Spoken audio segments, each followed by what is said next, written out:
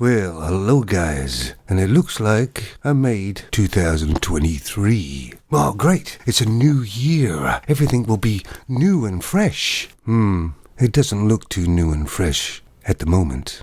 Everything looks kinda the same. But there were kinda worrying signs on the New Year's Eve celebrations, I believe.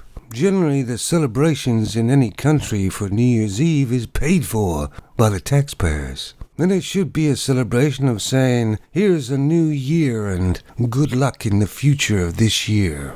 But there were some worrying signs in the UK celebrations, because they had to make it kind of pushing a narrative. Because in the celebrations in the UK, there was a nod to the Three Lionesses. You know, that Femon football team. I mean, don't worry about the male football teams that have been playing for how many years? But it's to push the Femons, isn't it? And the taxpayers paying for it. And I think there was a mention about Ukraine. You know, think about the poor people in Ukraine. When there's people on the English streets in, say, London on the south coast who are dying and homeless on the streets. But it doesn't matter about them, I guess, because they're just English people, right? They were probably born here. So I guess they're not important. But it's all kind of wokeness, isn't it? Clown world. And virtual signaling and wokeness go hand in hand. Virtual signaling is exactly what it is. It's just virtual signaling.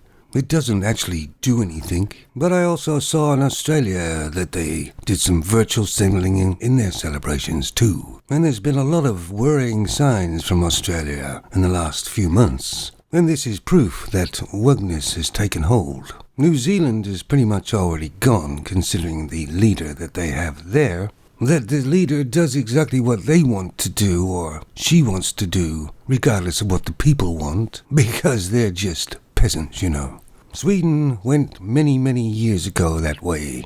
And of course America has been eaten alive by wokeness.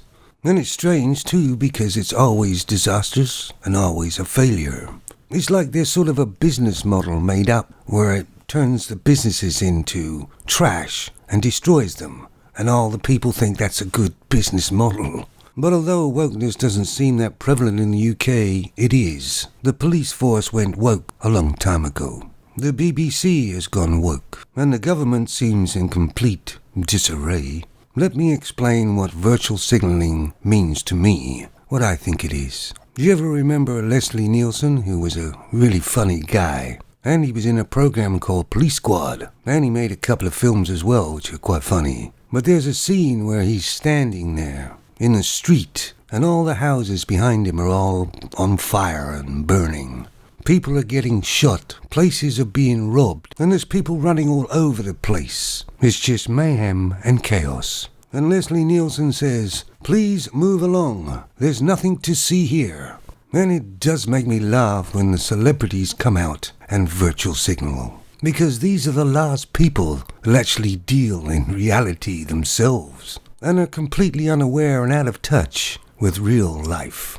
And yet that doesn't stop them from telling everybody what they should do. But it's always the celebrities that have earned quite a bit of money already, or the actors that have amassed a bit of money. You'll notice it's not the struggling actors or actresses that virtual signal. It just seems that once they get enough celebrity status and enough money, all of a sudden, they get principals. Mostly female actresses are the worst. They use the system to their advantage and do whatever they have to become successful. In other words, they make a choice. And if they do become successful, they tell you how wrong it is. And it seems to me that wokeness is going to be creeping in everywhere. Wokeness pretends to be giving everybody a better life. More rights for everybody, more equal rights for everybody, when in actual fact, it's the opposite. And it destroys everybody's quality of life.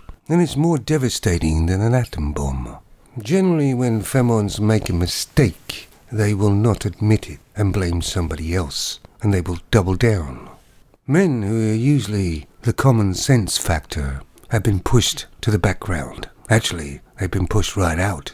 So chaos and drama prevails. I mean, is there any hope at all? Well, when everything has been destroyed and the money runs out, it certainly won't be femons that will be rebuilding everything. And the way man has been treated over the last many years, he might not bother rebuilding anything. And who can blame him? And all those countries that have different beliefs than the Western world, and the Western world and Europe and all that said they were bad countries, of course. Somehow, they don't look so bad countries after all, do they?